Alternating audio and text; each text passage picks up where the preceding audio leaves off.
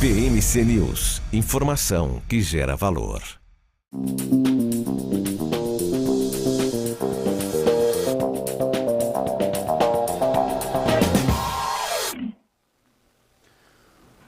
Olá, um ótimo dia para você que já está começando aqui ao vivo com a gente. Está iniciando aqui a nossa programação ao vivo, BMC Pre-Market, comigo, Gabriel Monteiro, substituindo aí por um tempinho a dona Débora Oliveira, que está curtindo umas férias, então vou ficar encarregado aqui de fazer essa grande atualização pela manhã de tudo que está acontecendo lá fora nos mercados internacionais e pode impactar aqui o nosso mercado brasileiro, BMC Pre-Market na área, daqui a pouquinho também contando aí com a participação dos nossos comentaristas, Marco Prado, Alex André, Eduardo Boechat e também Guga Almeida estarão aqui conosco, compartilhando parte do conhecimento, claro, que eles adquiriram em vários anos de mercado e tentando trazer aí algumas perspectivas para o dia de hoje. Hoje é terça-feira, dia 8 de agosto, e vamos às notícias que devem movimentar o mercado ao longo do dia de hoje. Já começamos com uma notícia ruim.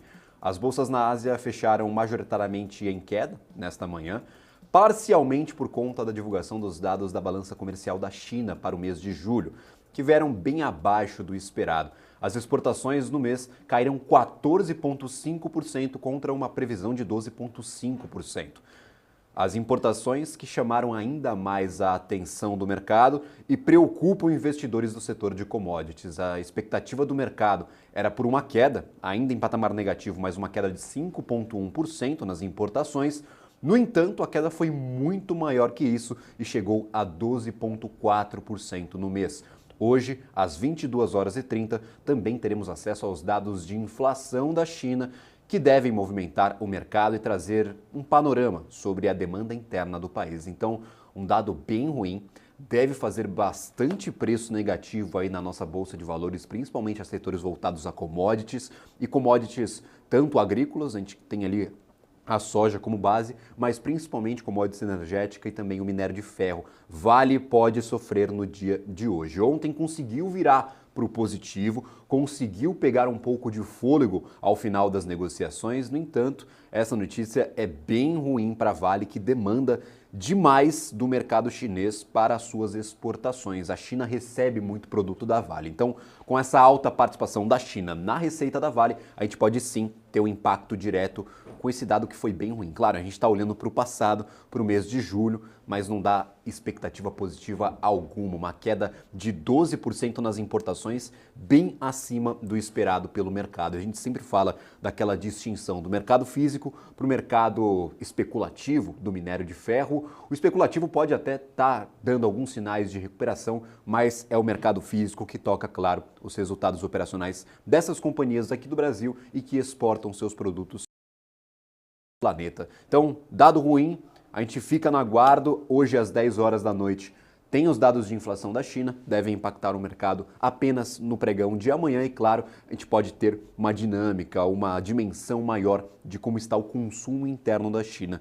Normalmente um dado de inflação um pouco maior é bem visto pelo mercado nestes momentos. Aí é o momento em que as notícias boas podem ser negativas, como é o caso do mercado de trabalho lá nos Estados Unidos, e as notícias ruins, no caso a inflação, podem ser positivas no caso da China e do Japão também, se a gente colocar nessa conversa. Então, aguardemos, data importante para o dia de hoje e, claro, um dado super importante aí para o investidor ficar de olho hoje à noite, às 10h30 da noite. E para o dia de hoje nós temos, claro, a ata do Copom, a ata da última reunião do Comitê de Política Monetária Brasileiro, que trará mais detalhes sobre as opiniões do comitê que basearam o corte de 50 pontos base e que surpreendeu parte do mercado que projetava um início de corte com maior parcimônia.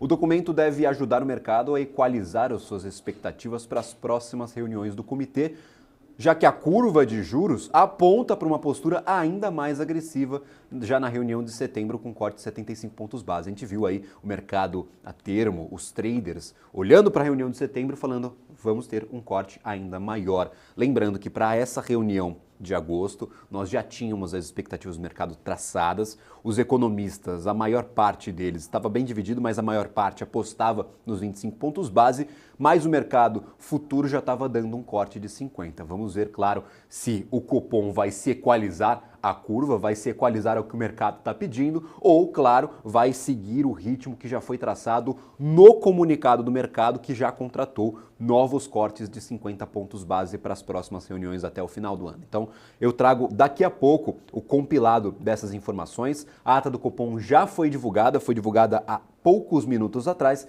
e daqui a pouco eu trago a íntegra desse documento. Eu gostaria de convidar aí a nossa tela Marco Prado e Alex André.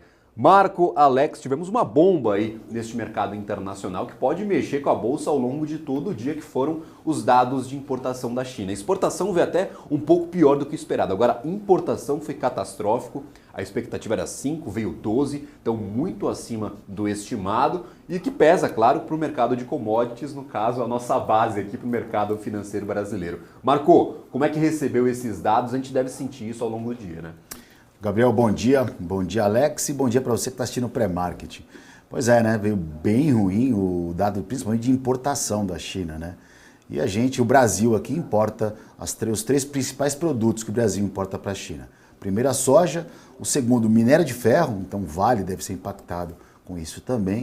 E depois a gente tem o óleo bruto, né, petróleo, né, então óleo bruto. Esses três produtos, só essas três commodities são as principais. Aí vamos, proteína animal, aí segue um monte de coisas aí que o Brasil exporta para a China. Então isso vai impactar negativo na nossa bolsa, já impactou no mundo inteiro. O viés nosso deve ser negativo, lembrando que o emergente sempre sofre mais aí com esses dados na China, porque são menores aí, geralmente a gente depende muito, né, do consumo chinês para poder vender. Acredito que hoje vai ser um dia ruim aí, no modo geral, né? Então, alguns setores também, ao longo do dia, que vão ser prejudicados. Falar isso, a gente tem setor financeiro e uma série de coisas, e eu estou tentando ler a ata aqui para tentar passar para vocês logo mais aí todos, né? Nós aqui estamos tentando ver a ata também, que pode contaminar ou não o nosso mercado daqui local. Maravilha, eu reforcei no começo aqui do nosso programa que o mercado está pedindo por mais, já que foi o comunicado do Copom foi tomado como um comunicado dovish. Então o mercado já estava precificando ali talvez um corte ainda maior nos juros para a próxima reunião. E justamente essa ata ela vai servir para equalizar essas expectativas. A gente está dando uma olhada aqui no documento que acabou de ser divulgado agora às 8 horas e 5 minutos da manhã. A gente vai trazer a íntegra e se você quiser acompanhar, claro, lá nos nossos canais do Telegram e do WhatsApp, pega a ata e, claro, fica observando aqui, assistindo a nossa programação para ter uma análise completa dos comentaristas que estão aqui presentes. Alex André, demanda da China talvez não seja uma conversa passageira. A gente vai discutir isso até o final do ano. A gente tenta estimar, o mercado tenta se antecipar, mas parece que a economia chinesa ora dá sinais positivos, ora dá sinais negativos. O sinal de hoje foi um sinal de alerta, um sinal bem vermelho ali, um sinal bem negativo desses dados de importação, que, claro, a gente olha para o passado, mas, claro, tentando fazer projeções para o futuro. Como recebeu esses dados de importação da China, que podem sim bater pesado no setor de commodities? É mesmo, Gabriel. Primeiramente, bom dia, Marco, bom dia a todos que nos acompanham aqui nesta manhã de terça-feira. Realmente, essa questão da balança comercial já vinha sendo discutida, né? O mercado já tinha colocado, não vou dizer colocar no preço, né? Mas o mercado não esperava uma expansão. A China tem uma dificuldade para crescer, os estímulos que foram divulgados foram muito pífios, né? Foram abaixo do esperado, e isso serve aí como um balizador de crescimento entre 5% e 5,5% de crescimento de PIB. Esse é o consenso de mercado, esse que o Xi Jinping espera, nada daquele crescimento que nós vimos lá anos atrás de 2 dígitos, né? Então acho que a China agora nesse momento, como você disse muito bem, né, Gabriel, o próprio Marco também ressaltou, tem grandes desafios pela frente e não só depende do governo, né, em flexibilizar, mas também da própria economia. Estados Unidos, que é uma economia mundial, ela está desacelerando aos poucos, continua resiliente, mas está desacelerando. Europa nem se fala, né? A gente consegue ver aí, por exemplo, a Alemanha, que é o maior polo industrial, que demanda também da China, tem uma certa dificuldade, então, ou seja, o mundo já não era como era antes, né? Então, ou seja, essa dinâmica da economia global traz a China a desacelerar ainda mais. Claro que o Covid atrapalhou muito, né? Ou seja, lá atrás, em 2020, mas olhando aqui agora, nesse momento, nós não temos perspectivas, pelo menos agora, para esse ano, de virada de chave, né? Só se o governo estiver aguardando algo realmente astronômico, né? Ou seja, realmente um pacote gigante para trazer a economia na marra, força para cima. Não é isso que o governo tem sinalizado, o governo chinês, pelo menos até o momento. Por isso que o mercado fica um pouco mais cético. A gente fica perguntando, mas por que a Vale ainda não destrava, né? Não chega ali na casa de R$80, enfim, grande parte está na China, como o Gabriel falou, né? Então acho que o minério testando ali os $120 e hoje rompendo abaixo de 100, né? Ficando ali nos $99, isso já mostra um pouco do que o mercado esperava desses indicadores, Gabriel. Maravilha, inclusive nós tivemos um decréscimo bem interessante no mercado, nas bolsas lá de Dalian, para o minério de ferro no dia de ontem, mais de 1,5%, e hoje caindo um pouco, 0,2%, não sofrendo tanto o minério de ferro no mercado hoje, já encerrando as negociações. No entanto, claro, deve bater pesado nas empresas que estão aqui posicionadas no mercado brasileiro, já que a queda do minério de ferro de ontem não impactou a Vale, permaneceu praticamente todo o dia no negativo e virou ao final das negociações. Eu tenho aqui a íntegra do documento, vou trazer alguns destaques da ata do Copom. O principal documento a ser divulgado hoje, a principal divulgação, pelo menos olhando para o nosso mercado brasileiro. O documento diz o seguinte: o comitê unanimemente avaliou que a evolução do cenário desde a última reunião permitiu acumular a confiança necessária para iniciar um ciclo gradual de flexibilização monetária. A redução das expectativas de inflação, assim como das medidas de inflação implícita nos ativos do mercado, reduz o custo da desinflação e tem impacto sobre o juro real ante a economia, como já anteriormente alertado pelo Copom. Notou-se que a reancoragem parcial das expectativas contribuiu para a redução das projeções no cenário de referência. No entanto, a atualização de algumas variáveis do cenário de referência que afetam a estimativa e as projeções do hiato do produto compensaram este movimento, fazendo com que as projeções de inflação não diferissem tanto em relação às da última reunião. Após a análise do cenário, todos os membros concordaram que era apropriado reduzir a taxa Selic já nesta reunião de agosto da semana passada. Durante o debate, o comitê julgou haver mérito tanto na opção de reduzir a taxa em 25 pontos base, mas também na hipótese da redução de 50 pontos base, reforçando que qualquer que fosse a decisão, era sim consensual que um cenário com a expectativa de inflação com reancoragem apenas parcial, núcleos de inflação ainda acima da meta e inflação de serviços acima do patamar compatível com a meta para a inflação e também a atividade econômica resiliente requer uma postura mais conservadora ao longo do ciclo de flexibilização da política monetária, reforçando essa cautela na redução dos juros deste ciclo que se iniciou na semana passada. Um grupo defendeu uma redução da taxa de juros mais parcimoniosa. Para este grupo, a própria sinalização do comitê já enfatiza a cautela e a parcimônia em tal conjuntura. E, na opinião desses membros, não se observaram alterações relevantes no cenário ou projeções do comitê que justificassem uma reavaliação dessa sinalização. Nós batemos nessa tecla no dia da divulgação, no comunicado anterior, na última manutenção de política monetária, foi colocada essa palavra, inclusive na ata do comitê, indicando a parcimônia no ciclo de corte de juros. Estes membros encontraram na parcimônia a necessidade de reduzir em 25 pontos base e, desde a última reunião, não enxergaram mudanças fundamentais no cenário para a avaliação do Banco Central, para a avaliação do Comitê de Política Monetária e, por isso, votaram pelos 25 pontos base. Outro grupo, continuando a ata, considerou que a postura de política monetária em patamar significativamente contracionista permite um início do ciclo já no ritmo moderado, considerando para as próximas reuniões, sem detrimento do comprometimento com a meta e a credibilidade da política monetária. Ou seja, este grupo que voltou pelos 50 pontos base enxergou uma taxa com muita margem para ser cortada, pelo menos é o que eu interpreto desta porção, indicando aqui que o patamar significativamente contracionista permitiu o início do ciclo de cortes com esses 50 pontos base. Continuando a ata, este grupo que sinalizou o corte de 50 pontos base, lembrando foram 5 membros dos 9, inclusive com a participação do presidente Roberto Campos Neto, enfatizou alguns desenvolvimentos desde a última reunião, como a dinâmica recente da inflação mais benigna do que era esperado, a reancoragem parcial relativamente célebre após a definição da meta pelo CMN, o CMN, e a adequação de recalibrar a taxa de juros real em função dos movimentos nas expectativas de inflação.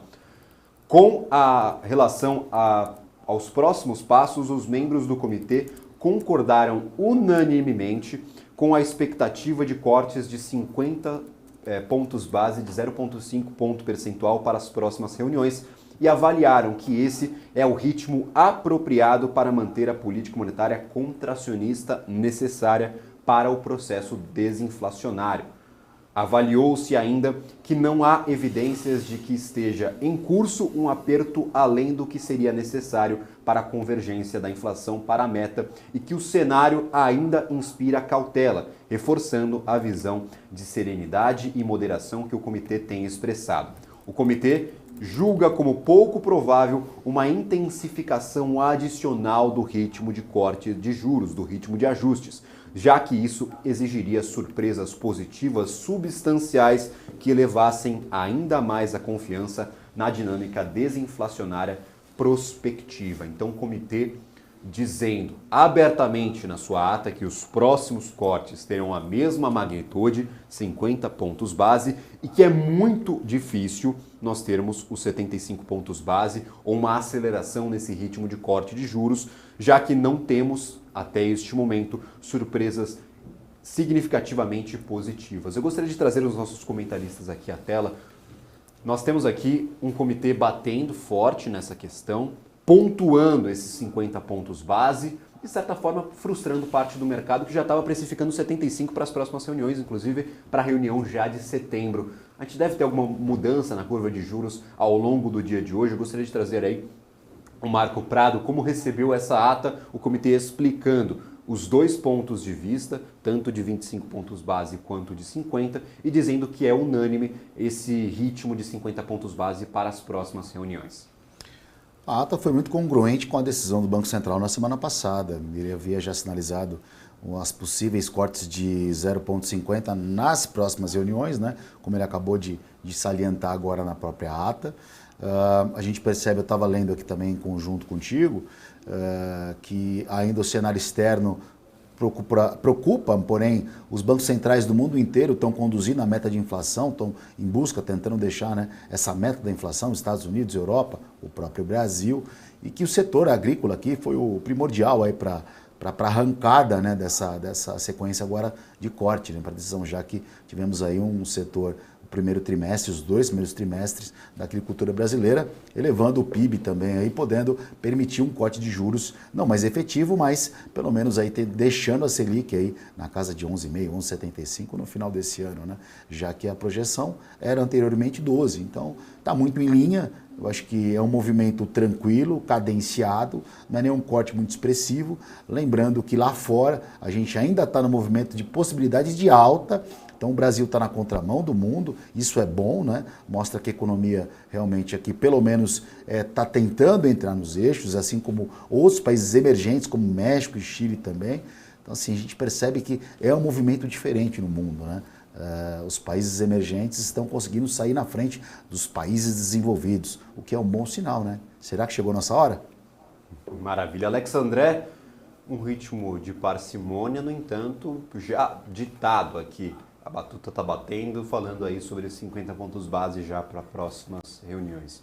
Como recebeu essa ata do Copom? Eu concordo com o Marco, né? Realmente meio foi contratado e isso deve continuar. Esse 0,75, para quem estava apostando ali, né, uma parte do mercado esperando 0,75 na próxima, talvez deve tirar um pouco o pé.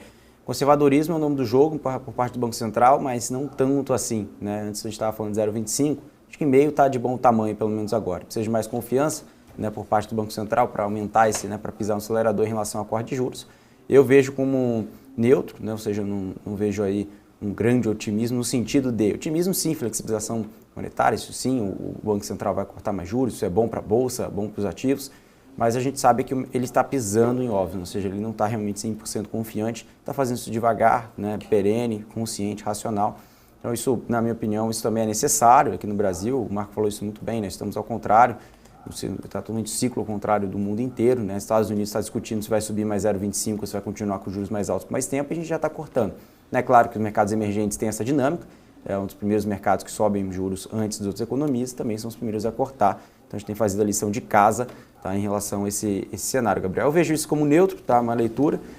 Não sei se a bolsa hoje vai ser contaminada, né? Daqui a uns 40 minutos vamos observar o índice futuro. A gente até comenta aqui com o Marco, se realmente os efeitos aí exógenos, ou seja, China, enfim, devem impactar a nossa bolsa aqui no Brasil, ou se o mercado vai entender que realmente confirmando as expectativas deve trazer um tom adicional positivo. Maravilha, inclusive vou trazer aqui o panorama internacional só para a gente dar uma olhada em como o mercado como um todo está reagindo a esses dados, não só, claro, culpabilizando a China pelo movimento negativo que contaminou os mercados internacionais, mas sim faz bastante peso. Nós temos, ditando o ritmo do dia de hoje, o que pode servir como um indicativo do que vai acontecer aqui no nosso mercado. Nós temos DAX na Alemanha, 1,45% de queda. Nós tivemos os dados divulgados hoje pela manhã da inflação, tanto mensal quanto o agregado anual, para a Alemanha. O índice de preços aí variou 0,3% de forma positiva, ainda com pressão positiva sobre a inflação para a Alemanha no mês. E, claro, o agregado do ano passa dos 6%, bem longe daquela meta de 2% estipulada pelo Banco Central Europeu para a zona do euro. Então, mais de 6% de inflação exige sim uma postura mais dura do Banco Central Europeu, que já indicou que a política monetária que está sendo adotada não está surtindo os efeitos desejados, os efeitos programados. Então, a gente ainda não tem data para finalizar o ciclo de alta de juros na Europa. A gente ainda discute, até com um pouco mais de clareza, o que está acontecendo nos Estados Unidos. No entanto, para a Europa é a maior incógnita dos grandes mercados internacionais. Nós temos, no dia de hoje, DAX, como eu mencionei, caindo 1,44%. A gente não teve surpresa na inflação, no entanto, ainda é um dado que assusta, mais de 6%. FTSE do Reino Unido, 0,76% de queda, lembrando essas bolsas funcionando. CAC 40 na França, 1,22% de queda, também tivemos dados da balança comercial francesa, e o índice Eurostoxx, 1,66% de queda. Eurostoxx e CAC 40, eles não acompanharam o ritmo negativo do dia de ontem. Ao final das negociações, eles viraram o sinal com a abertura do mercado norte-americano e encerraram no positivo. Hoje, caem com um pouco mais de intensidade do que FTSE no Reino Unido. Para a Ásia, nós tivemos Xangai caindo 0,25% nesta madrugada. SZSE Component, também referente ao mercado continental chinês, 0,42%. Nikkei 225 seguiu na contramão, positiva ainda, 0,27% de alta, mas é um dos únicos, se não o único, grande mercado asiático que fechou no positivo na madrugada. Nós temos Hang Seng, 1,78% de queda, caiu bem, é uma bolsa normalmente mais volátil, e Kospi na Coreia, 0,26% de queda. Então, queda na Europa e queda na Ásia com o mercado funcionando. Agora, para os índices futuros norte-americanos, eu separei aqui para a gente dar uma olhada, nós temos os três principais índices em patamar negativo, então 0,63% de queda, 0,67% e 0,75%. Aí, respectivamente, para Dow Jones, S&P 500 e Nasdaq. Então, temos aqui 0,74, 0,67, 0,63, os três principais índices norte-americanos, pelo menos negociando no mercado futuro em queda. Então, queda para o mercado norte-americano, queda para a Europa, queda para a Ásia. Acho que é muita pretensão achar que o mercado brasileiro vai seguir na contramão, mas, claro, podemos ser surpreendidos positivamente com os efeitos dessa ata do Copom. A gente tem efeito suficiente para seguir na contramão desses mercados, Marco? Acho que hoje não, né? Hoje não tem como brigar, né? Vale mais forte, né? A ata veio muito em linha, então, na verdade, até mesmo, voltando só para falar um pouquinho da ata também, o Gabriel, ele permitiu justamente um corte de juros porque o setor de serviços está mais um pouco acomodado, junto com o crescimento em linha esperado do Banco Central e também até mesmo a energia, né? Voltando à tarifa da bandeira verde, né? Então, todo esse quadro significa uma pressão inflacionária menor aqui dentro. Porém, é tudo muito em linha, né? Em linha. Qualquer desvio lá fora é um mal-estar para nós. Então, é o que está acontecendo hoje, né? Hoje a gente está tendo um mal-estar da China, que importou muito menos, né? Realmente um dado bem negativo. E eu acho que não tem como a gente ficar fora, não, desse viés pessimista das bolsas internacionais. Maravilha, pessimismo para a Bolsa, e eu tenho uma dúvida em relação à moeda norte-americana. Nós temos aqui os pares, nossos pares internacionais, mercados emergentes, perdendo um pouco de valor no dia de hoje. O dólar está se valorizando, pelo menos eu abri há pouco o ranking de moedas aqui para dar uma olhada em como que estava a comparação, a paridade dólar com outros ativos. e tem bastante gente perdendo o valor, não vê ninguém com uma alta expressiva. Esse ritmo de queda nos juros deixa a gente menos atraente? A gente conversou um pouco sobre isso na participação anterior, no dia de ontem, mas agora com o mercado de ontem fechando, a gente viu um dólar mais próximo dos R$5 do que tentando voltar para os 4,70. Você acredita que esse deve ser o ritmo traçado a partir deste momento para a moeda norte-americana? É claro que o dólar é sempre aí uma pegadinha, foi feito para humilhar economistas e o mercado financeiro. Mas eu gostaria de saber se esse é o sentimento, porque olhando para o gráfico e olhando para a cotação da moeda norte-americana, parece que estamos muito mais com a tendência de buscar os R$5 do que voltar aos 4,70. Marco, por favor, qual que é a sua opinião? O dólar engana todo mundo, né? O Alex vai falar, o dólar sobe, aí ele cai. Eu falo, o dólar cai, aí ele sobe. Ele fica enganando todo mundo toda hora.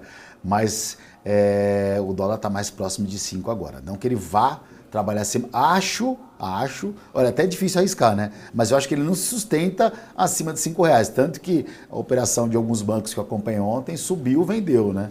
Então, acho que o dólar, mas ele está hoje uma carinha aí de que ele vai dar aquele beijinho nos R$5, ali, pelo menos no mercado do dólar futuro, né? Maravilha. Ontem, se não me engano, atingiu 4,92 ao longo do dia, retornou para 4,89. Então bateu, voltou, realmente aí essas operações que você acompanhou durante o mercado, grandes instituições falando, subiu, se desfaz da posição, taca o pau, manda embora. Então realmente é difícil passar dos R$5, porque o mercado já se acostumou com esse patamar e deve ter muita gente ali monitorando esses R$5 para se desfazer de algumas posições. Então, realmente é interessante a gente se basear pelos movimentos das grandes instituições e, claro, ficar monitorando o que acontece aqui no mercado brasileiro em relação, claro, à moeda norte-americana. Alex André, alguma grande expectativa para o dia? Eu gostaria de saber aí se tem alguma outra divulgação. A gente está com o calendário um pouco esvaziado para hoje, mas depois do fechamento tem bastante resultado, né?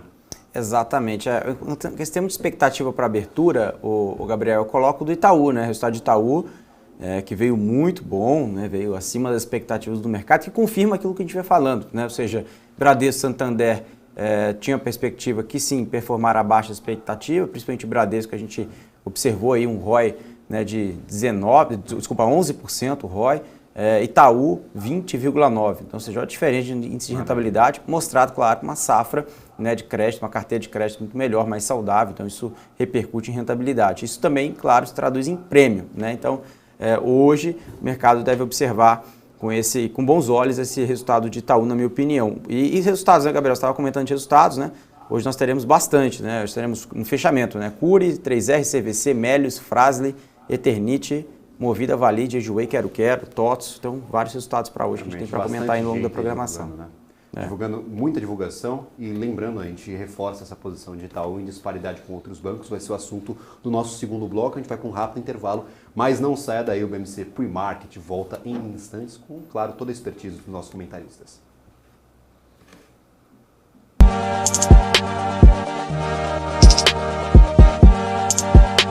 Entender o modelo de negócios, os resultados e as estratégias das principais companhias do Brasil é essencial para tomar as melhores decisões na hora de investir.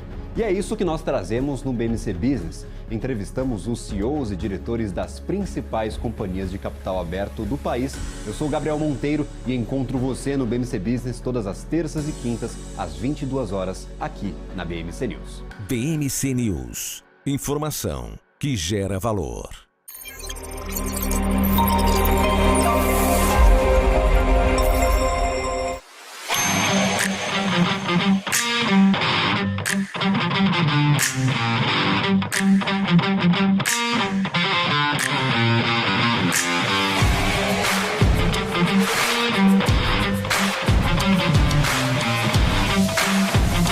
Vortex Beyond. Quem só vê o BTG como um banco de investimentos, não vê todos os benefícios que ele pode oferecer. Aqui você tem a liberdade de ligar a qualquer hora. E tem a confiança de contar com o time BTG. É você no controle da sua vida financeira de um jeito simples e compatível com a sua rotina. O BTG reconhece quem é você e está pronto para potencializar a sua trajetória. O que impacta a economia e o mercado global. Aqui no BMC News, você acompanha em tempo real a abertura do mercado e todas as movimentações do mundo dos investimentos. Notícias acompanhadas de opiniões de grandes especialistas para ajudar você na melhor tomada de decisão na hora de investir.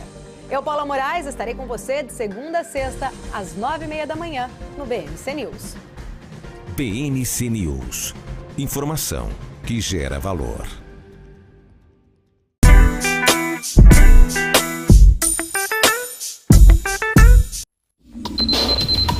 O que acontece no mercado financeiro no Brasil e no mundo está na BMC News. São 24 horas de programação para ajudar o investidor na melhor tomada de decisão. Independência e jornalismo sério. Não estamos plugados em nenhuma instituição financeira. Isso nos dá liberdade de levar a informação sem nenhum viés e sem conflitos de interesse. Ser a ponte entre as notícias, empresas, especialistas e os investidores. Tudo de uma forma dinâmica e com uma pitada de bom humor. Informação que gera valor, você sempre vai encontrar na BMC News.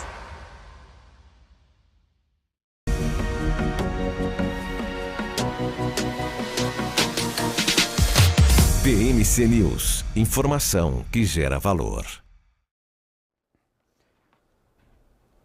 Estamos de volta com o BMC Pre-Market, mesclando notícias que saíram durante a madrugada e talvez algumas notícias que vocês já tenham conhecimento sobre os resultados operacionais de ontem, depois do fechamento do mercado, mas são importantíssimos para entendermos a dinâmica que vai se estabelecer aqui para o nosso mercado brasileiro. Uma das principais companhias do Brasil e o principal destaque do dia de ontem foi a Itaú. E eu gostaria de reforçar exatamente esse sentimento que havia sobre o segmento depois do resultado de Bradesco e Santander. Havia certa parcimônia, Itaú inclusive fechou ontem no negativo, embora tenha oscilado durante praticamente todo o dia entre os patamares positivo e negativo, o sentimento é de cautela. Era de cautela até o resultado que veio dentro das estimativas. Como eu mencionei, o principal destaque das divulgações corporativas foi o relatório trimestral de Itaú, que correspondeu ao que o mercado esperava. O banco apresentou um lucro líquido gerencial de 8 bilhões e 742 milhões de reais no segundo trimestre do ano, um aumento de 13,9% na relação com o segundo trimestre do ano passado, ou seja, na comparação anual.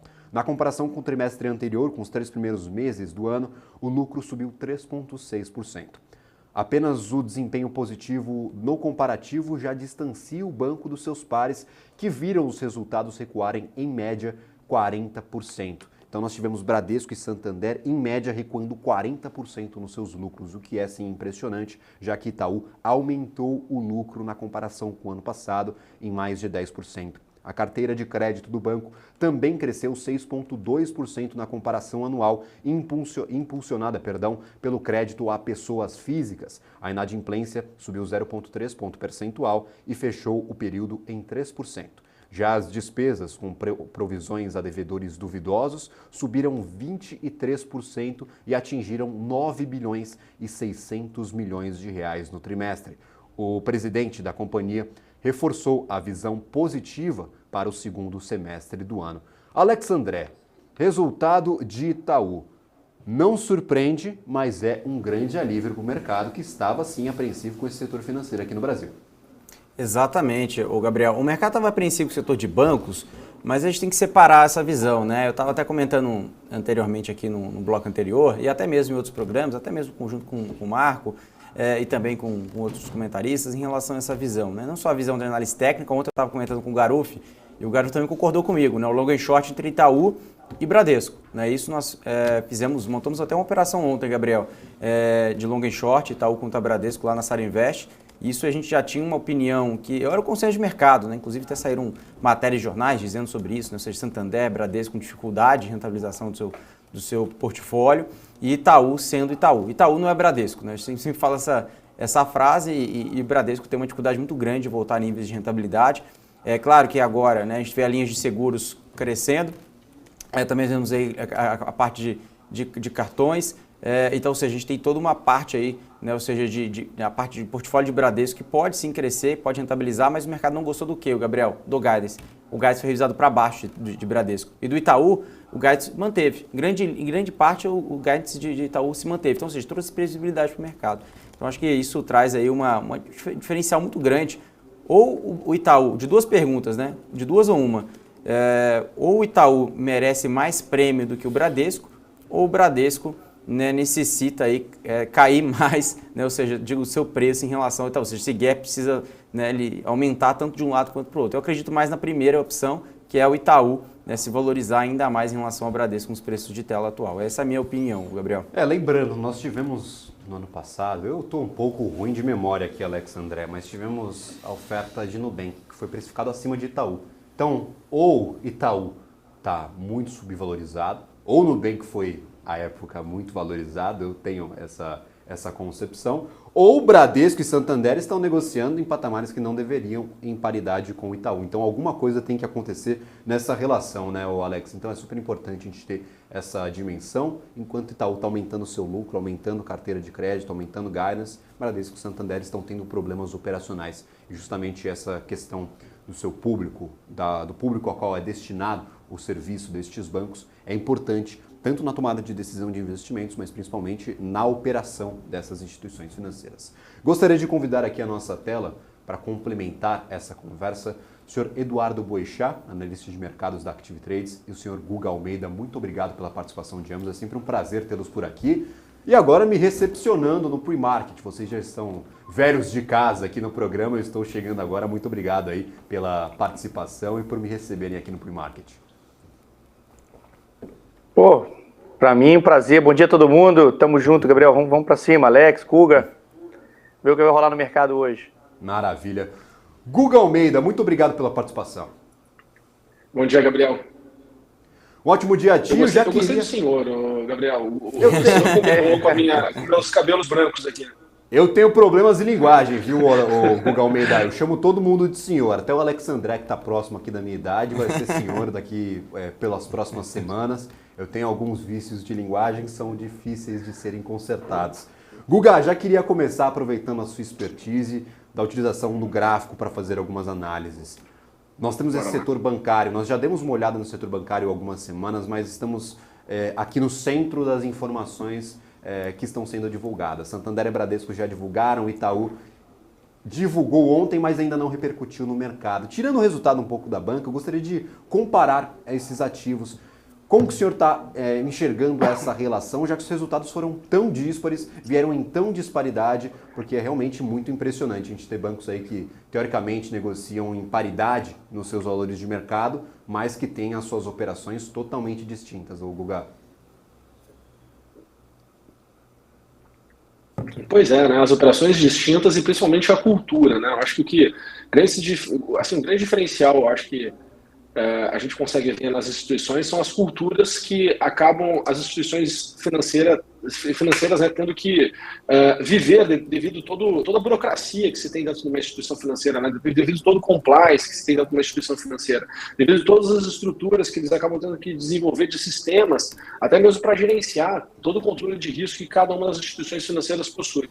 Né? E é isso, obviamente, que no longo prazo vai impactar em resultado, né? Vai gerar essa percepção, né, por parte do mercado e expectativa futura. Eu vi vocês estavam comentando aqui sobre a questão do Nubank, né? Quanto o mercado deu de prêmio para o Nubank. Eu acho que vem muito mais da percepção de cultura que, né, por ser uma empresa que vem de tecnologia e tem muita tecnologia embarcada, né, em todos os processos, em todo o sistema, o que permite também, ali na frente, poder desenvolver serviços, né, que os outros bancos já oferecem, porém eliminando algumas ineficiências e sendo muito mais rápido em implementar, tirar, melhorar o processo de atendimento, de todos os serviços que se colocam. Então, acaba que o mercado ele fica olhando o seguinte, poxa, qual que tem mais espaço para se desenvolver e crescer, e que o mercado é mais apaixonado, e que o mercado está mais disposto, e tem um público mais jovem, que vai ficar, né, utilizando o banco por muito mais tempo, que vai amadurecer sua vida financeira junto com o amadurecimento da própria instituição financeira, né, na entrega do serviço. Então, eu acho que o setor financeiro a gente tem que olhar para isso, né? Ele passa por uma metamorfose, ele passa por uma transformação. E quando a gente pensa em dinheiro, principalmente, né, em serviço relacionado a dinheiro, ele é um serviço que eu gosto de dizer que é atemporal. O que é um serviço atemporal? Porque hoje as pessoas elas estão tomando decisões baseadas em cima das escolhas que elas tiveram no passado. O que elas fizeram no passado tangibilizou o capital, o patrimônio que elas possuem hoje no presente. Né? E elas estão tomando decisões hoje no presente, abrindo mão de usar algo hoje no presente para uma expectativa de algo que vai ter lá no futuro. Então é uma viagem no tempo. Né? Olhar para investimento, olhar para instituições financeiras, né? Olhar para clientes dentro das instituições financeiras é algo completamente atemporal e diferente de toda a construção de serviços que se tem em outros setores. Né? Que a experiência do cliente, a experiência do usuário é muito mais pontual, tem um início, meio e fim mais tangível. Né? Então eu gosto de olhar para isso, né? Eu gosto de olhar assim, por esses anos. E a gente está vendo, sim, o impacto, né, no mercado. A gente vê aí um impacto, né, de valorização e desvalorização do preço dos ativos e acredito que de certa forma, né, cada vez vai ficar mais tangível isso também para os investidores. Maravilha. Quando a gente olha para o gráfico, realmente aponta para esses movimentos, talvez uma valorização de Itaú, uma desvalorização de Santander e Bradesco. O que você enxerga de comportamento dos investidores em relação a essas ações? Gostaria até de trazer aí sua expertise com análise gráfica, porque quando a gente olha realmente ali, talvez tenhamos bancos em momentos diferentes. Você mencionava essa cultura que é super importante também para a tomada de decisão. Tá, vamos lá, né? Vamos olhar aqui para o gráfico. Querem começar por Bradesco ou por Itaú? Qual você prefere? Vamos começar com o Itaú, que divulgou o resultado. Pudesse compartilhar suas opiniões aqui. É porque assim, a gente tem dificuldade para analisar essas instituições, porque a gente acabou de ter o resultado, né? Então o mercado pode fazer qualquer coisa a partir da abertura. Mas no longo prazo, aí puxando até um tempo gráfico um pouco maior, o que a gente pode ter aí de noção do comportamento dos investidores em relação a esses ativos, começando por Itaú, claro, que está com a notícia aí da divulgação do resultado, um lucro de quase 9 bilhões de reais. Legal. Quando a gente olha para Itaú, né, e a gente volta um pouquinho no tempo, a gente há um mês e meio, acho que 2 meses atrás, a gente estava falando das instituições financeiras, né? E a gente tinha aqui um espaço para que pudessem performar mesmo. Então a gente viu aqui, por exemplo, Itaú sair da região de 23 e para a região de 28. Né? Então tivemos aqui uma valorização em torno de 24%, né, no período de março para cá. Então, acho que as expectativas do mercado já se tangibilizaram aqui no preço, volta para muito próximo das máximas históricas. Tá? Quando a gente olha para a amplitude do movimento, tá, de alta versus a amplitude do movimento que nós tivemos de baixa, tá, a gente atingiu um nível de satisfação do mercado. A gente precisa de algo mais agora. Tá? Essas últimas 2 semanas eu já venho meio que puxando um pouco o freio de mão, tá, da expectativa de curtíssimo prazo. E olhando assim mais para o ponto assim, nesse patamar de preço, eu acho que, né, as assimetrias elas sumiram, né, de oportunidade para se tomar risco, e o espaço para uma correção, caso venha uma frustração de mercado, ele começa a aumentar. Tá? Então, eu acho que a gente está bem aqui, no momento difícil de tomar posição. Tá? Acho que tem facilidade de voltar para 25 ou ir para 32, está bem no meio do caminho. Então tem que ser mais técnico mesmo. A pessoa que está querendo tomar posição aqui agora tem que ser um pouco mais técnico. Tá? Olhando para a amplitude da queda, a gente tem aqui o espaço, se por acaso Itaú cair, 10%. Se por acaso Itaú subir, 17%. Já Bradesco está em uma situação semelhante. Tá? O espaço que tinha para cair era algo em torno de 15% e o espaço que tinha para subir em torno de 20%. Então está meio que parecido, meio que parelho, assim, os movimentos que se tem agora das ambas instituições. Acredito que os movimentos eles vão acontecer de forma, né, conjunta, mesmo que os resultados, obviamente, quando a gente for olhar no longuíssimo prazo, essa percepção de diferença de resultado, diferença de cultura, vai impactar no preço do ativo. Mas agora, de curto prazo, né, olhando para esse movimento que nós estamos agora no curto prazo, eu não vejo assim, um grande afastamento, né, entre os dois ativos. Claro, carregar ao longo do tempo, eu acredito sim que vai se afastar e imagino, né, que Itaú tem muito mais estrutura para se desenvolver frente ao Bradesco. Né? Acho que está mais pronto para se desenvolver dentro do contexto atual. Maravilha, continuando no assunto de bancos e agora trazendo o nosso outro convidado, Eduardo Boechat, tem uma notícia não tão boa para os mercados norte-americanos. Nós tivemos uma revisão da Moody's que cortou o rating de 10 bancos regionais americanos de médio e pequeno porte. e anunciou essa revisão aí de 6 instituições maiores.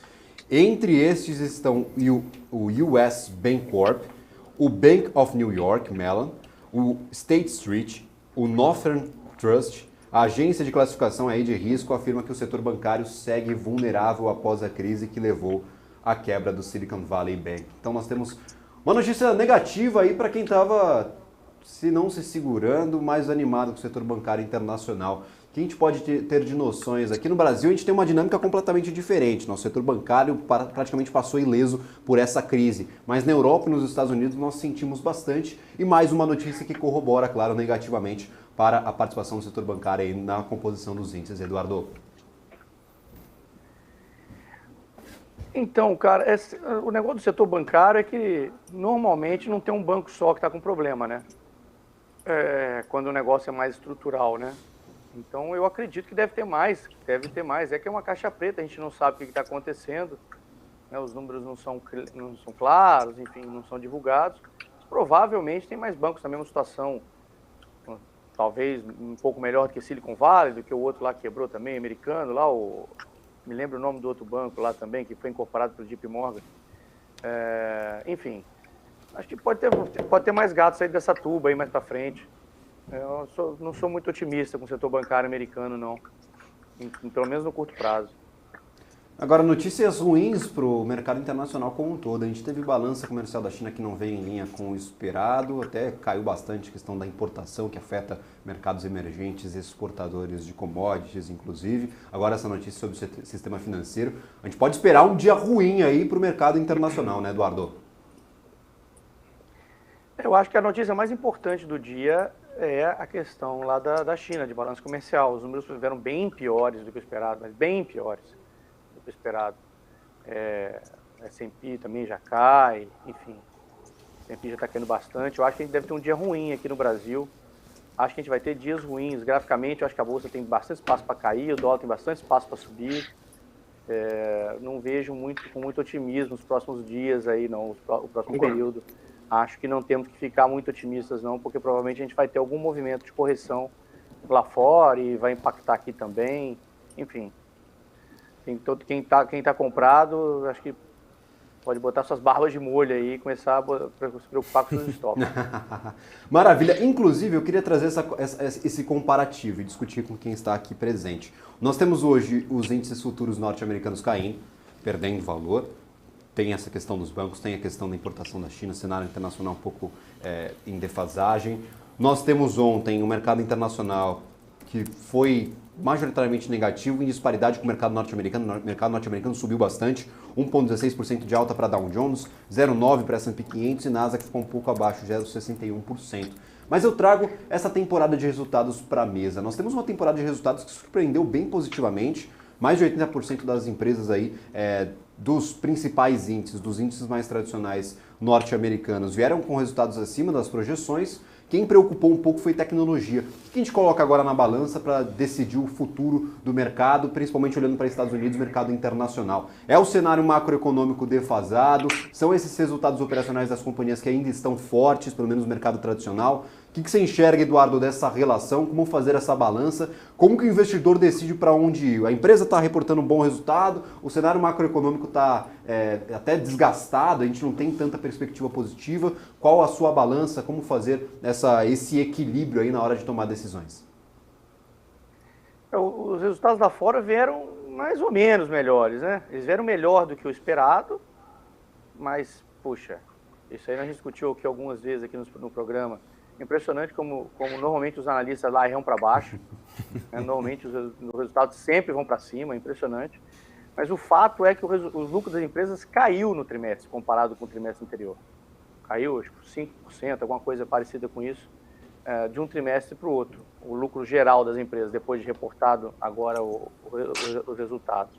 Quer dizer, não é uma situação tão boa. O S&P já fez um movimento, né? A Bolsa Americana, principalmente Nasdaq, né? As 7 principais empresas ali, né? O mercado está chamando, né? Tesla, Apple, Nvidia, Facebook, Google, Amazon. Está faltando uma aí, se alguém me ajudar. Essas 7 empresas, na verdade, foi o que subiu, foi o que puxou a bolsa lá fora. Microsoft? Microsoft, nesses últimos meses aí. tirando essas 7 empresas, o mercado não está nada, não é uma coisa maravilhosa, né? Acho que a gente vai ver mais do mesmo. É difícil ficar vendido lá fora, realmente, poxa. O S&P, a economia americana é uma máquina, né? Então é difícil apostar contra. Mas né, tem que lembrar que a Bolsa já fez um movimento, nós estamos a 4.500 pontos no S&P, né? Um movimento já forte, já tem uma alta expressiva no ano. Enfim, a Nasdaq também pancada no ano. Acho que provavelmente né, a gente pode viver um momento de congestão ou até mesmo de alguma realização aí nos próximos dias, meses aí. Maravilha. Guga, eu gostaria de trazer uma outra discussão aqui para a nossa conversa. Vou discutir isso com o Alex André daqui a pouco também, mas eu queria pelo menos um panorama mais gráfico, mais visual, para termos uma noção se o ativo vem desempenhando um bom papel ou um mau papel na carteira dos investidores. Eu estou falando sobre Eletrobras. A Eletrobras antecipou o seu resultado, era para sair hoje depois do fechamento, jogou para ontem. Então ontem a gente foi surpreendido pelos resultados de Eletrobras. E muito se dizia sobre a companhia que seria uma boa oportunidade de investimento pelo processo de privatização. No entanto, eu gostaria de saber, pelo menos olhando para o gráfico, esse processo de privatização ele foi tão positivo assim para o investidor? Muita gente tirando dinheiro da carteira, colocando em Eletrobras, só não vai privatizar, vai explodir. E eu não vi, pelo menos, o movimento no meu dia a dia. Eu gostaria de saber especificamente sobre este gráfico, o que desenha, qual o movimento que está sendo desenhado por Eletrobras, para que a gente consiga ter um pouco mais de clareza. Claro, vai reagir aos resultados no mercado no dia de hoje, esses resultados que vieram fora de data, foram antecipados, mas eu gostaria de olhar para esse movimento gráfico de Eletrobras. Já teve um bom desempenho, tem potencial para mais? Como é que está aí esse movimento para a Eletrobras, Guga? Legal. Você lembra a data que foi? Você lembra, Alex, qual foi a data do movimento? Foi da A gente está puxando aqui a data exata, mas foi... Deixa eu ver.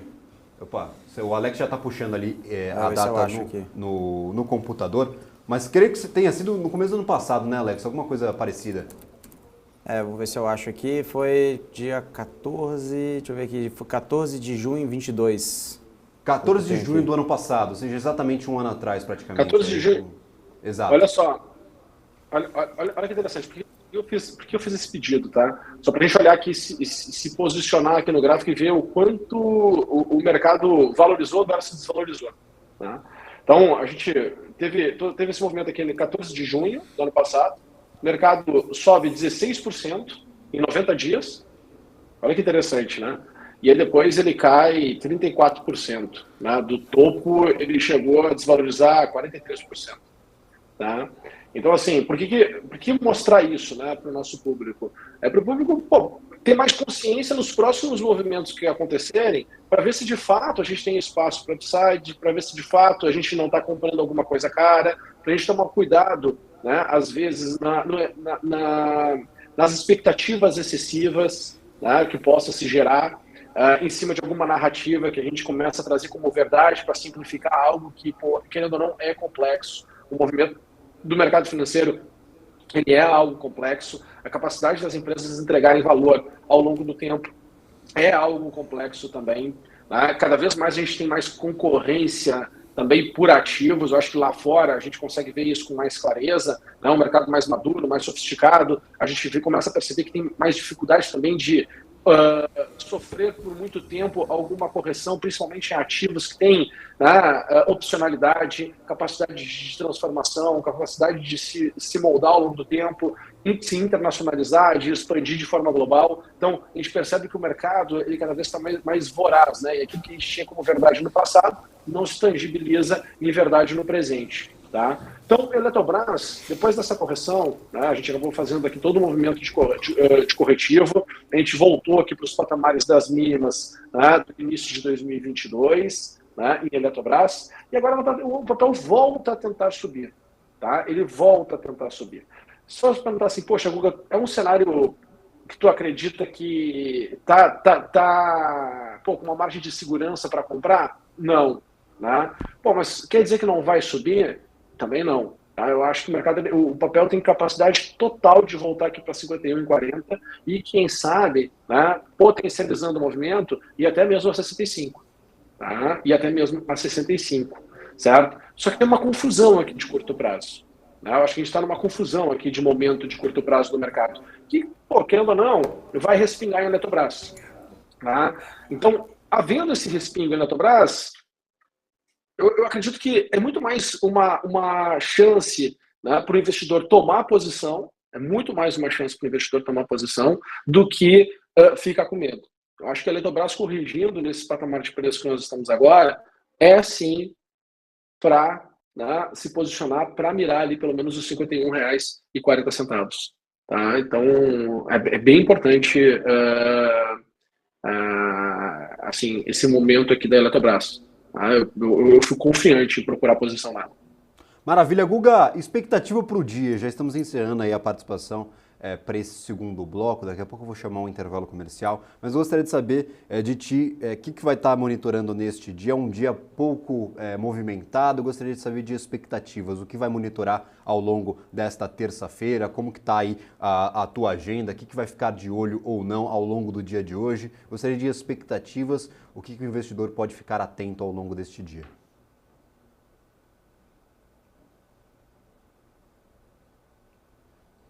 Maravilha. Infelizmente perdemos o contato com o senhor Guga Almeida, mas gostaria de replicar a minha pergunta ao Eduardo Boechat, já que estamos quase nos despedindo. Eduardo, quais as expectativas, o que monitorar, o que você vai ficar de olho aí ao longo desta terça-feira, que o investidor também pode aí colocar no seu radar para monitorar?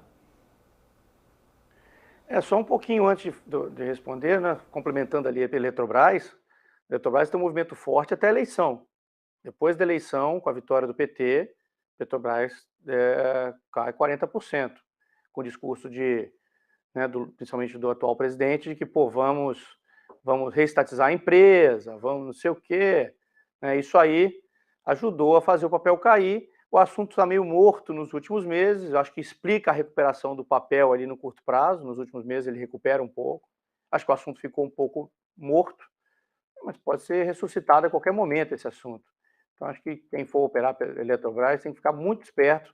É por isso que eu nunca vou operar a Eletrobras, porque a gente tem que ficar esperto no calendário político, que a gente não tem nenhum controle sobre ele. Né? Então, quem opera a Eletrobras tem que ficar muito esperto com declarações, principalmente do próprio presidente da República, né, que é o primeiro cara contra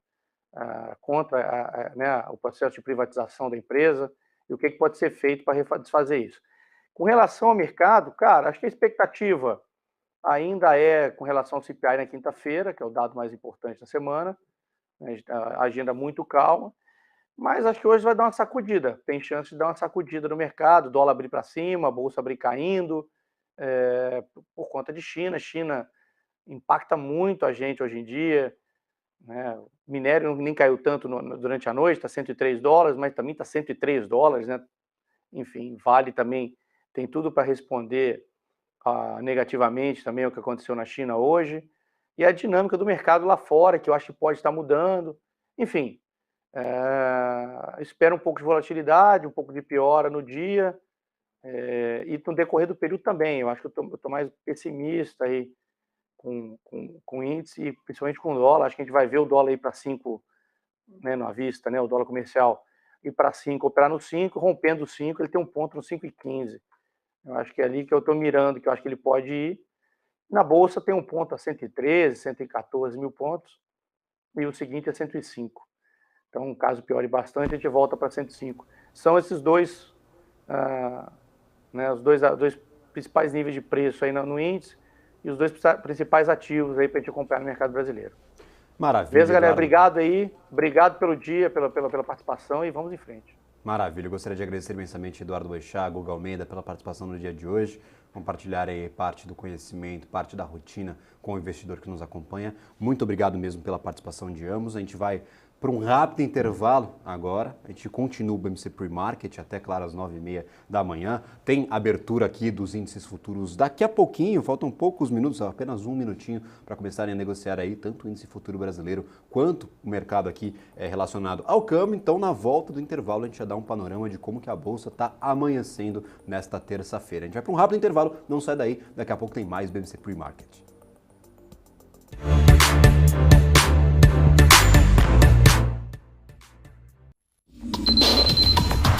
acontece no mercado financeiro no Brasil e no mundo está na BMC News. São 24 horas de programação para ajudar o investidor na melhor tomada de decisão. Independência e jornalismo sério. Não estamos plugados em nenhuma instituição financeira. Isso nos dá liberdade de levar a informação sem nenhum viés e sem conflitos de interesse. Ser a ponte entre as notícias, empresas, especialistas e os investidores. Tudo de uma forma dinâmica e com uma pitada de bom humor. Informação que gera valor, você sempre vai encontrar na BMC News.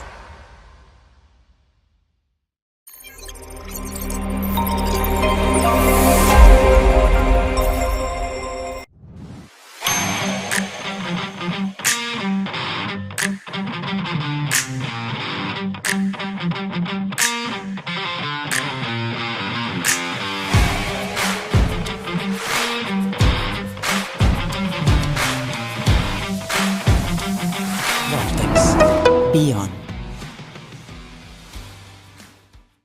Entender o modelo de negócios, os resultados e as estratégias das principais companhias do Brasil é essencial para tomar as melhores decisões na hora de investir. E é isso que nós trazemos no BMC Business. Entrevistamos os CEOs e diretores das principais companhias de capital aberto do país. Eu sou o Gabriel Monteiro e encontro você no BMC Business todas as terças e quintas, às 22 horas, aqui na BMC News. BMC News. Informação que gera valor. Conheça a Brasil Paralelo, o único streaming que oferece uma experiência completa, que começa antes de cada filme com a sinopse em vídeo e continua depois que os filmes acabam com as análises e podcasts sobre o que acabou de assistir. Somos o grupo de comunicação que produziu Brasil, a Última Cruzada, a série de história que mudou a forma do brasileiro olhar para o seu passado. Junte-se às mais de 600 mil famílias que assinam a BP. Entre no site brasilparalelo.com e faça sua assinatura.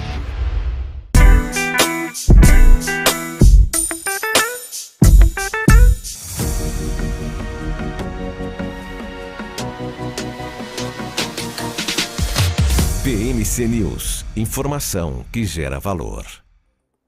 Estamos de volta com o BMC Pre-Market. Pre-Market na área, trazendo tudo que você precisa saber para começar o mercado aqui bem informado. E falando em início de mercado, coitado do Ibovespa. Já começou aqui o índice futuro negociando a 0,95, quase 1% de queda nesta abertura do dia. Já antecipávamos que o movimento poderia ser negativo, já que China não está ajudando, Estados Unidos não está ajudando, nem na Europa a gente tem certo otimismo. Então, de onde vamos importar esse otimismo, já que nosso noticiário aqui está tomado só pela ata do Copom, que foi basicamente em linha com o que nós já sabíamos. De certa forma ali, só um banho de água fria em quem está apostando 75 pontos básicos para as próximas reuniões. Pode acontecer? Pode, mas o Banco Central se disse bem firme aí em relação a esse cronograma do afrouxamento da política monetária aqui brasileira. Então, índice futuro, agora começa as suas negociações. 1% de queda, 118.345 dólar. Índice para baixo, dólar para cima. Nós temos essa relação aí clássica do mercado financeiro brasileiro. 0,57% de alta, 495 dólar futuro aí, abrindo com um gap de 0,60 aí de alta, negociando até um pouquinho abaixo da abertura, mas para cima e índice para baixo. Acho que já era esperado, né, Marco? Essa relação a gente já tinha traçado aí nos primeiros minutos do programa, mencionávamos essas notícias internacionais que eram bem negativas, principalmente para o nosso mercado, e agora a gente começa esse mercado aí futuro para baixo e dólar para cima. A pergunta de $1 milhão, né, para o trader do mercado futuro é onde para, né? Onde que ele vai parar na alta e onde vai parar na queda. Mas dentro da abertura que a gente está vendo agora, o dólar com uma alta de 0,60, a bolsa com uma queda de quase 1%, é as extremidades máximas, por enquanto, desse início de pregão. Maravilha. Alex André, acho que isso deve contaminar nosso mercado aí quando o Ibovespa abrir lá às 10 horas da manhã. Como é que está a sua cabeça em relação a isso? O índice futuro normalmente é importado aqui para a nossa Bolsa Brasileira. Como é que funciona? E claro, quero ter um pouco mais de perspectiva sobre qual que será o decorrer aí das nossas negociações, quando negociarem, claro, os ativos aqui na nossa Bolsa de Valores. Exatamente. Eu estava vendo aqui, inclusive, Gabriel, eu estava até procurando sobre as commodities, né? O petróleo acelerando a queda, né, Gabriel? Caindo Exato. 2%, agora 2,23%, 83 dólares o barril. Minério de ferro, mesmo que caiu ligeiramente, mas abaixo de 100 dólares. Né? Então, minério caindo, petróleo caindo, é o que vai segurar um pouco, talvez, os bancos, mas nem todos, né? Como eu estava falando. Né? Acho que só Itaú, que deve ter talvez não segure o índice, mas nós temos aí Petrobras e Vale sendo pressionadas hoje pelas commodities. Vai ser um dia difícil, já que a China também, como você comentou, pode empurrar a bolsa para baixo. Nós temos isso lá nos Estados Unidos também negociando em queda. Então, acho que mais um dia um pouco mais desafiador. Acho que o que deve trazer um pouco de despontamento do índice são as ações que reportaram resultados, né? E resultados acima da expectativa que a gente vai comentar aqui, Gabriel. Então, acho que olhando pelo índice, pode ficar um pouco contaminado na sessão de hoje. Concordo que o Boechat estava falando, né? Colocar a barba de molho aí. Em relação tanto o câmbio, como o próprio Marco estava comentando, o índice, mas acho que tirando essa visão um pouco mais de cima, né, indo uma visão um pouco mais bottom-up, acho que tem algumas ações que podem despontar positivamente, Gabriel. Maravilha. Inclusive, nós tivemos essa negociação do minério de ferro durante a madrugada, Alex. Realmente não caiu muito, 0,20%, 0,2%. No entanto, ontem caiu bastante, 1,5%, e Vale não deu nem conta disso. Então, fechou no positivo.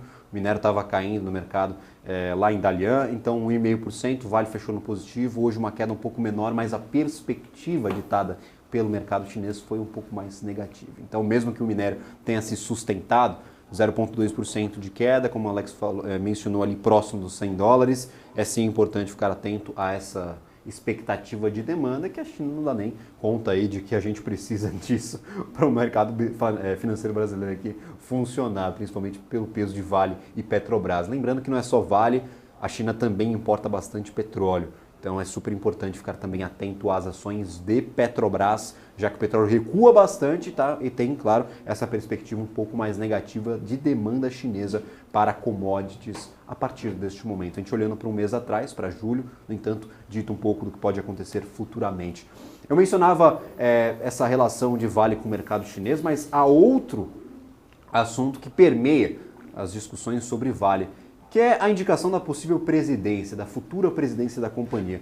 Depois, claro, da reestruturação da empresa, nós tivemos algumas mudanças que impedem a indicação política. No entanto, há sim intuito do governo, há um ímpeto do governo de indicar algum nome para presidir a companhia. Muitos falou sobre Guido Mantega, isso não caiu nem um pouco bem para o mercado, mas o mercado ficou um pouco mais resguardado em relação a isso, já que ele não atende aos critérios para ser indicado à lista tríplice que seria encaminhada, claro, à consultoria internacional. No entanto, nós temos outros nomes aí na linha do governo a serem indicados. Talvez nomes que sejam um pouco melhores que Guido Mantega em relação à gestão de companhias privadas, já que Guido não tem essa expertise. No entanto, quanto que isso preocupa, Alex André e Marco, a governança corporativa da empresa será suficiente para evitar a influência política? Eu gostaria de abrir essa conversa aqui com você, Marco Prado.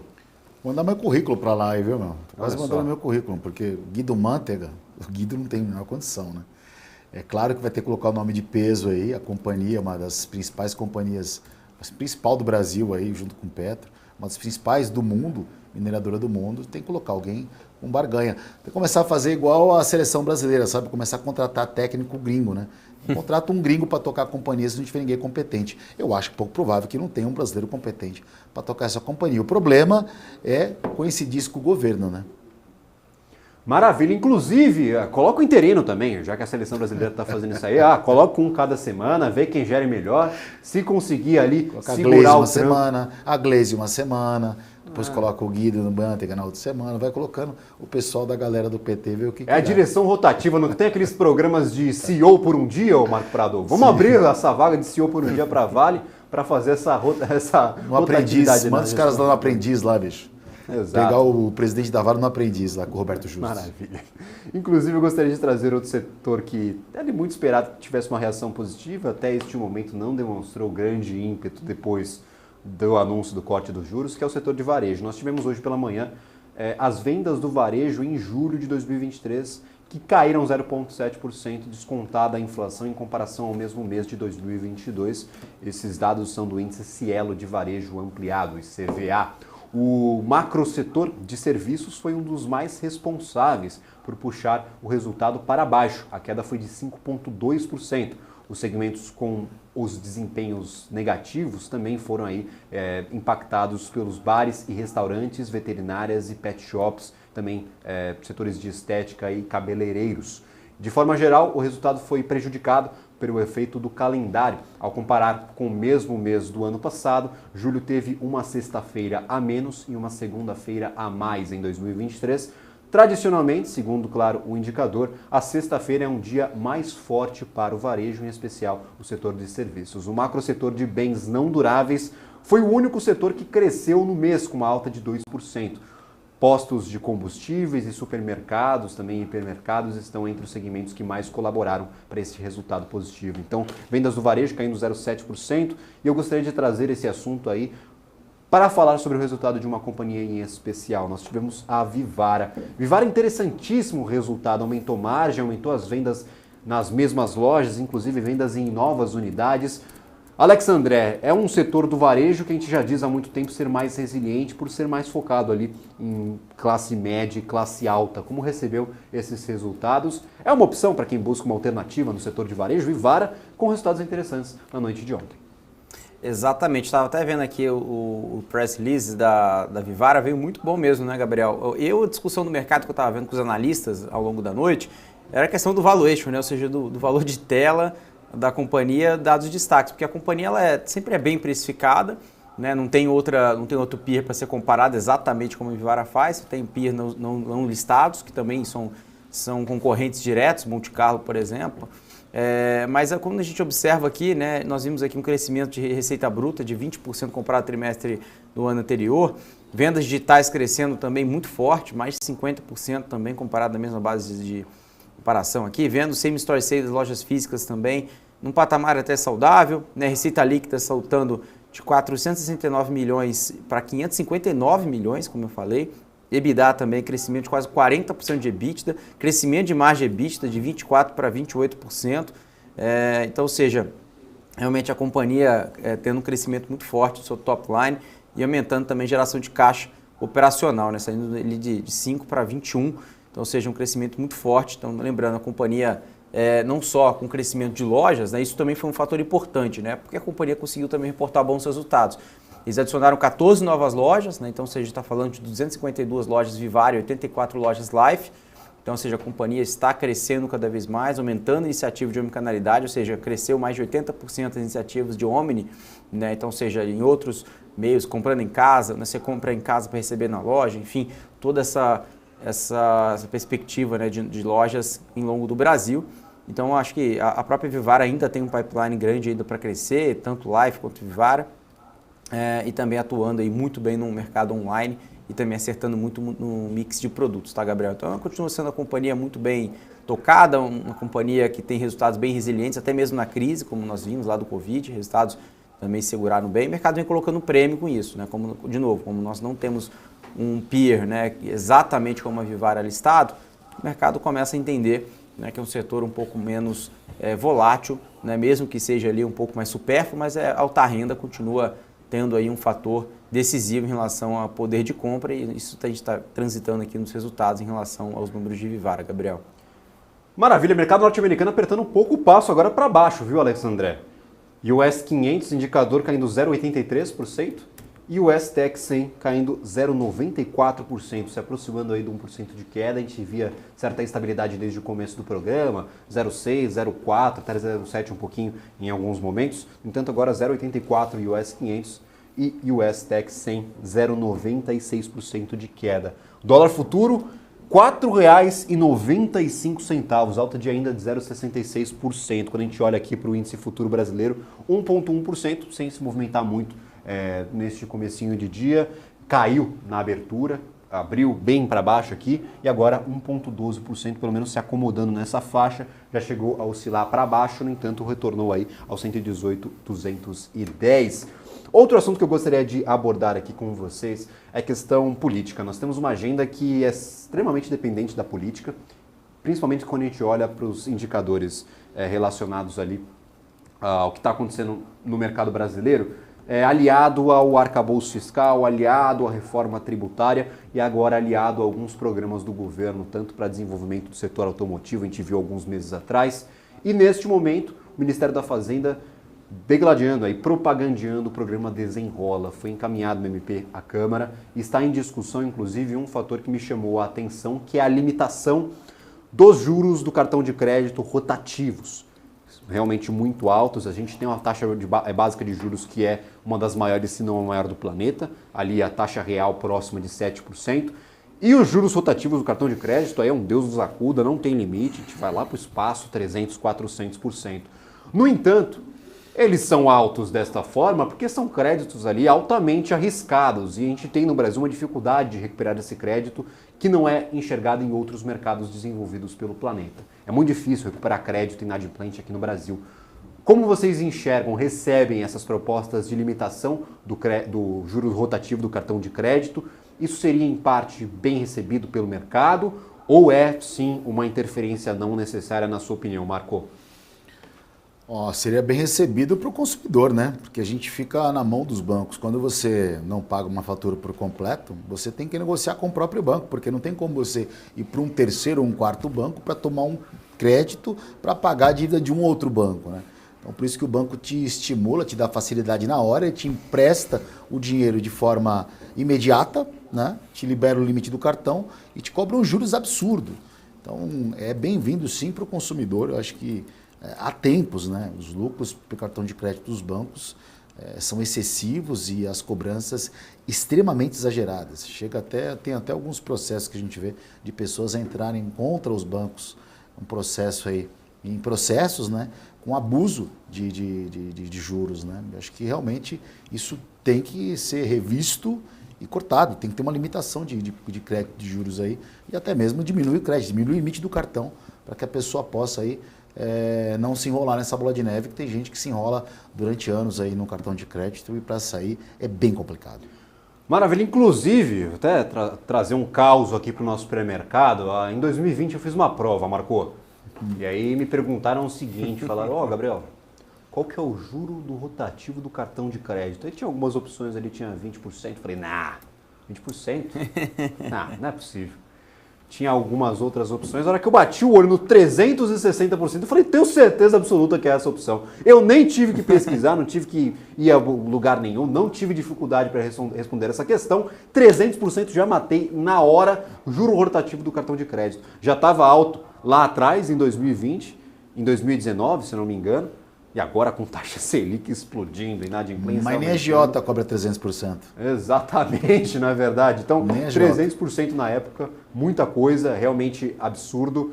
E a gente tem já essas limitações para outras categorias de crédito, né, Alex? Por exemplo, o crédito consignado, o limite máximo dos juros, ele já é determinado pelo Ministério da Fazenda, por outros ministérios. Então, nós temos esse consenso, ele é passado ao mercado, inclusive tivemos um imbróglio no começo do ano, que o governo tentou baixar na canetada, ali na força, aquele juro negociado, não conseguiu e teve que ceder às instituições financeiras por uma margem um pouco maior para esse juro negociado ao crédito consignado. Consignado a gente sabe que é um pouco mais sensível, está ligado às vezes diretamente ao pagamento das pensões, ao pagamento ali da aposentadoria. E agora para o cartão de crédito, enxerga com bons olhos essa movimentação?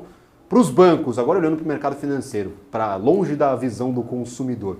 Para a gente, consumidor, aqui é ótimo, porque 400% de juros é um absurdo. No entanto, para os bancos, para as instituições financeiras, tem uma justificativa desse alto crédito, altíssimo, 300%, 400%?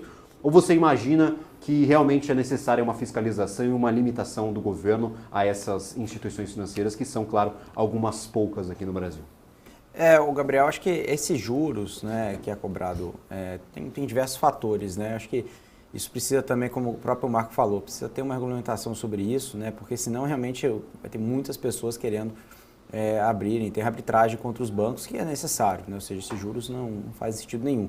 Já pela visão dos bancos, eles justificam porque a gente tem um cenário de inadimplência muito alto, né? Então os juros do cartão de crédito sobe, enfim, até o critério para crédito dificulta, por isso que nós vemos aí uma rentabilidade dos bancos abaixo da expectativa. Mas por quê, né, se os juros estão tão altos assim? Porque a inadimplência ela acaba ela vira um PDD, então, ou seja, ele não paga e não renegocia, isso é um resultado negativo do banco, ele vai ter que arcar com essa despesa, isso traz menos rentabilidade, né, e também como o banco vai dar menos crédito e ele vai ter aí uma carteira de crédito um pouco mais conservador, ou seja, ele vai realmente emprestar para quem realmente não precisa tanto assim. Então o crédito, o spread não vai ser tão grande e a rentabilidade segue por si só. Então acho que esse é o principal ponto que eu olho em relação aos bancos, Gabriel. Acho que assim como estava comentando de Itaú e de Bradesco, né? E Bradesco é muito mais ligado ao varejo, né? Ou seja, o Itaú ele tem uma carteira de crédito um pouco menos agressiva agora, que está sendo beneficiado com o prêmio.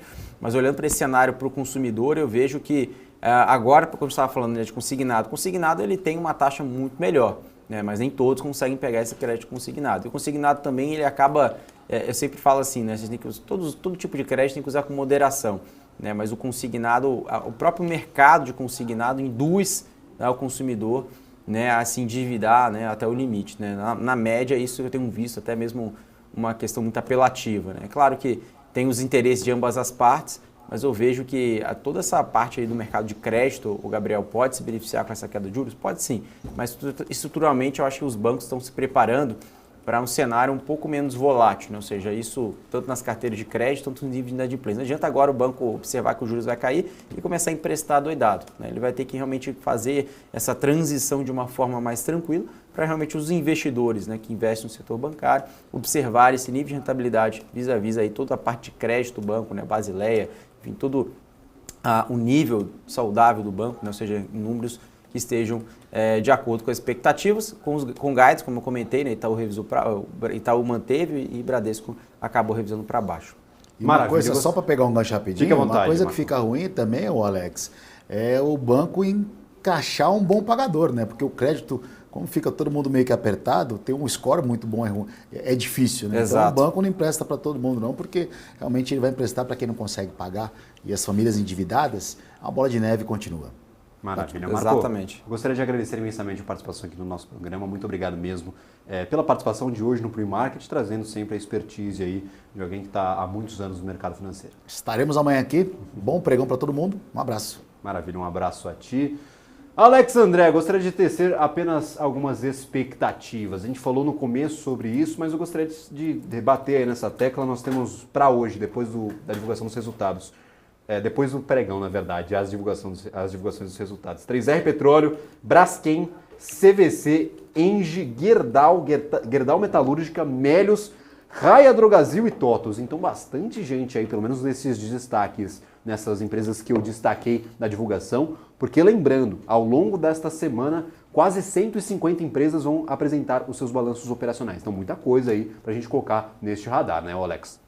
Exatamente, diversos resultados interessantes, acho que eu destaco aí 3R, Melius também, Melius é muito mais relacionados à própria OPA do BV, né? Então vamos ver o que a companhia vai discutir em relação a essa perspectiva de cronograma, né? Caso tenha essa OPA, é uma expectativa grande, também a nova estrutura de custos do Melius, já a 3R, o resultado operacional, o mercado vem uma recuperação de Macau, né? Agora temos Potiguar. Então o mercado vem colocando com bons olhos um petróleo num patamar muito acima do que foi. Claro, esse petróleo agora de $80, claro que não em sua integralidade vai passar no resultado do segundo TRI, mas com uma expectativa melhor já para o terceiro. Então vamos esperar aqui um resultado, acho que, enfim, o mercado pode ler como um ponto interessante. Maravilha, apertou a relação aqui, o Alex André. O caldo engrossou. O índice futuro do Ibovespa caindo mais, 1,30%, 117.975. Como é que está o dólar? Enquanto o índice aponta para baixo, será que é um anúncio que pode vir para o Ibovespa? Claro que é um anúncio aqui, o índice futuro. Como é que o mercado está sentindo no mercado brasileiro? Tem algumas péssimas notícias aí que eu mencionei ao longo do programa. Dólar futuro estagnados nos R$ 4,95, não está conseguindo ir muito para cima. Neste comecinho de negociações, estão 0,66% de queda, mesma cotação do início das negociações lá às 9 horas da manhã. Então, já temos aí praticamente 30 minutos, 24 minutos de negociação. Abrimos no 0,6 e continuamos no 0,6, R$ 4,95 para o Ibovespa, como eu mencionei, aí um pouco pesado, um pouco mais pesado do que no dia de ontem. O índice futuro aqui, 1,33%. Lembrando, ontem nós tínhamos o índice futuro em estabilidade. No final das contas, nós encerramos as negociações em estabilidade com queda de 0,1%, 0,11% de queda para o Ibov no dia de ontem. Aí, meu colega, aí a gente começa a devolver um pouco mais aí estes valores negociados. Será que a gente volta aqui para os 118, 117 mil pontos? Acho que é importante ficarmos atentos. Ao longo do dia, claro, eu volto na nossa programação, aí sim com a abertura do mercado às 10 horas da manhã, aí sim com algumas atualizações sobre o mercado financeiro lá nos Estados Unidos, que abre às 10h30. E, claro, o fechamento do mercado é aqui na BMC News com o Carlo Caucci às 5 horas da tarde. Então, ao longo de todo o dia, para você que busca informações sobre o mercado, liga na BMC News que com certeza a gente vai estar falando sobre alguma coisa interessante, vai estar trazendo informações em tempo real e, mais importante do que isso, vai estar falando aqui sobre o índice, sobre dólares, sobre os principais ativos negociados na nossa carteira de ações do Ibovespa. Alex André, o dia não vai ser bom não, hein? Já lhe adianto essa relação aí, que se alguma coisa muito grande não acontecer, o dia vai ser um pouco mais pesado. Temos a ata do Copom, mas não deve dar aquele ânimo aos investidores, já que não falou nada de muito novo, né, Alex? Exatamente, o Copom não vai trazer uma surpresa, né? Isso traz enfim, eu acho que até um alívio, né, no geral, mas acho que pesa mais lá fora, né, mais na China. Uma realização, que a gente está falando, uma realização técnica, né, saudável aqui para a Bolsa, porque depois bateu aquela resistência ali dos 122 mil pontos, então agora ficando ali na casa de 119, 118, mas assim, lembrando, a temporada de resultados continua, né, Gabriel? Quase 150 empresas vão divulgar resultado, então eu falo, o índice, ele pode, se você olhar o índice, a gente pode ver o índice, claro, caindo 1%, mas olhando os resultados, eu acho que vai ter algumas empresas que vão destoar bastante, isso que deve trazer perspectiva um pouco mais positiva. Acho que entre o principal deles que a gente deve observar hoje, o próprio Itaú. Me surpreenderia muito se o Itaú tivesse uma queda um pouco mais expressiva hoje durante o dia, depois do seu resultado de ontem. Maravilha, de destaques, Itaú pode devolver a queda de ontem, se recuperar, corrigir um pouco o movimento corretivo de ontem. Corrigiu o movimento corretivo, o Itaú estava bem no mercado, tem esse medo sobre bancos, que acabou afetando um pouquinho a companhia hoje, depois da divulgação ótima para a empresa, divulgação dentro das estimativas, deve se recuperar no Ibovespa. E lembrando, os destaques positivos devem realmente ficar com as empresas que apresentaram seus resultados trimestrais. Nós temos Pague Menos, nós temos também vai reagir de forma tão positiva, já que o momento aí da companhia, pelo menos no gráfico, não é tão interessante. Nós temos, claro, o Itaú e outras companhias como a CBA, mas essas aí não fazem tanto peso no nosso índice, já que não fazem parte, claro, da carteira de ações. Alex André, muito obrigado pela participação, é sempre um prazer tê-lo por aqui, viu?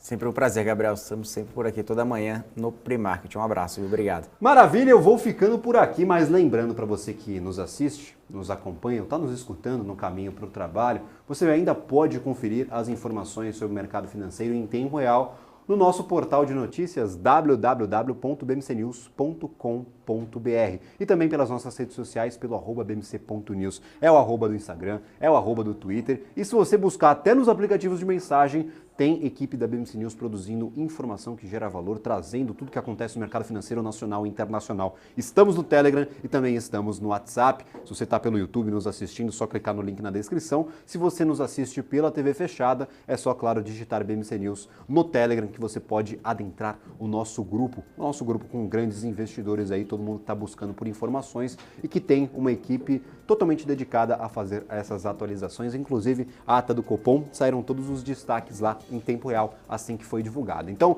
não fique por fora, sempre busque informação que gera valor para tomada de decisão, é sempre um prazer prestar esse serviço a vocês e, claro, ao mercado financeiro brasileiro. Um abraço a todos, fiquem agora com o BMC News, com Paulo Moraes e Felipe Nascimento. Tchau, tchau.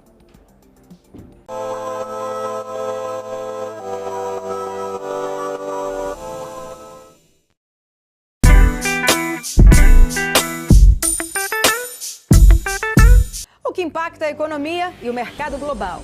Aqui no BMC News você acompanha em tempo real a abertura do mercado e todas as movimentações do mundo dos investimentos. Notícias acompanhadas de opiniões de grandes especialistas para ajudar você na melhor tomada de decisão na hora de investir. Eu, Paula Moraes, estarei com você de segunda a sexta, às 9h30 da manhã, no BMC News. BMC News. Informação que gera valor.